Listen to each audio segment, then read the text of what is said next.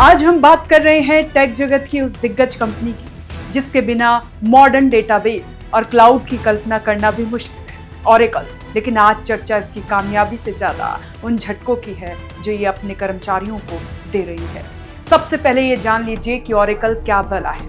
Oracle एक American multinational computer technology corporation है। सीधे शब्दों में कहें तो ये दुनिया की सबसे बड़ी डेटाबेस सॉफ्टवेयर कंपनी है। अगर आप किसी बैंक से पैसा निकालते हैं या किसी बड़ी एयरलाइन की टिकट बुक करते हैं तो 90% चांस है कि इसके पीछे ऑरेकल का सॉफ्टवेयर ही सारा हिसाब किताब रख रहा है। इसकी नेटवर्थ की बात करें तो आज की तारीख में ऑरेकल की मार्केट वैल्यू यानी मार्केट कैप लगभग 430 से 450 बिलियन डॉलर के आसपास झूल रही है। इसके मालिक लैरी एलिसन दुनिया के सबसे अमीर इंसानों की लिस्ट में शुमार रहते हैं। लेकिन अब आते हैं उस कड़वे सच पर जो इस वक्त सुर्खियां बटोर रहा है। खबरें आ रही हैं कि ऑरेकल भारत में बड़े पैमाने पर छटनी कर रही है। करीब 12,000 लोग अपनी नौकरी से हाथ धो चुके हैं और चर्चा तो ये है कि ग्लोबल लेवल पर यह आंकड़ा 30,000 तक जा सकता है। अब सवाल ये उठता है कि क्या इसका कनेक्शन ईरान और इजराइल के बीच चल रहे युद्ध और उससे आने वाली मंदी से है। देखिए, इसे समझने के लिए हमें थोड़ा न्यूज सेंस और मार्केट की कूटनीति को समझना होगा। ये कहना कि सिर्फ युद्ध की वजह से ये सब हो रहा है थोड़ा आधा सच होगा।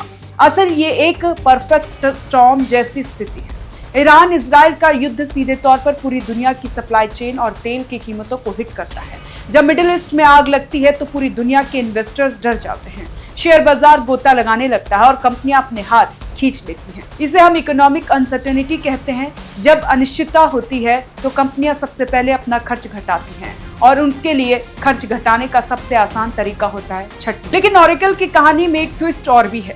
ये कंपनी पिछले कुछ साल से खुद को पूरी तरह बदलने की कोशिश कर रही है। ये पुराने डेटाबेस मॉडल से निकलकर क्लाउड काउंटिंग और एआई में घुसने के लिए अरबों डॉलर खर्च कर रही है। हाल ही में उन्होंने सर्नर जैसी बड़ी कंपनियों को खरीदा, जिसके बाद इन पर कर्ज का बोझ भी बढ़ा। तो एक तरफ युद्ध की वजह से बाजार में मंदी का डर है, दूसरी तरफ एआई का बढ़ता दखल है जो इंसानों का काम छीन रहा है, और तीसरी तरफ कंपनी के अंदरूनी पुनर्गठन की मजबूरी। इन तीनों ने मिलकर एक ऐसा माहौल बना दिया है जहां आम कर्मचारी बलि का बकरा बन रहा है।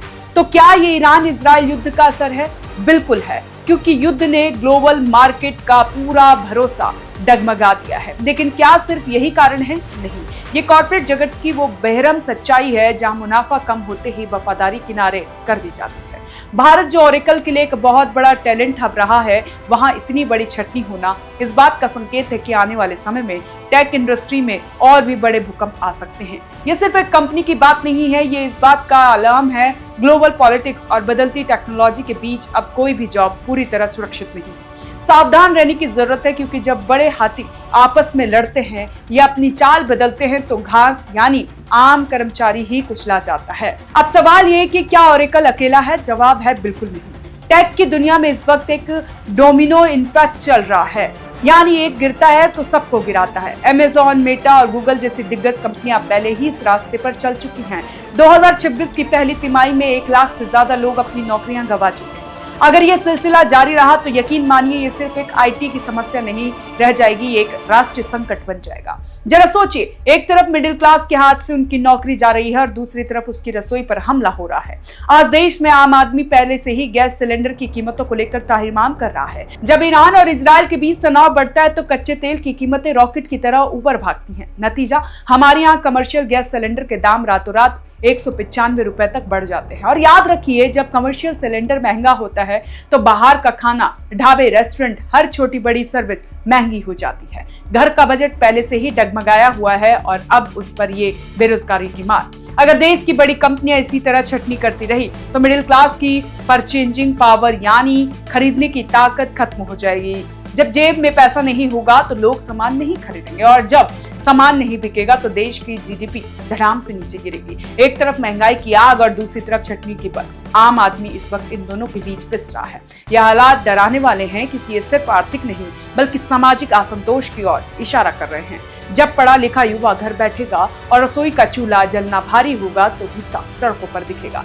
सरकार और इन बड़ी कंपनियों को यह समझना होगा कि डेटा और मुनाफे के आंकड़ों के पीछे हार्ड मास के इंसान हैं, इनके पास परिवार और मजबूरियां हैं। ये वक्त सिर्फ एआई और क्लाउड पर निवेश करने का नहीं है, बल्कि ह्यूमन कैपिटल को बचाने का है। वरना याद रखिए, अगर आम आदमी की जेब खाली हो गई तो ये बड़ी बड़ी टेक कंपनियां अपना सॉफ्टवेयर बेचेंगी किसको? स्थिति गंभीर है और अब ये सिर्फ ग्लोबल वॉर नहीं, बल्कि हर हिंदुस्तानी के घर के अंदर घुस चुकी है।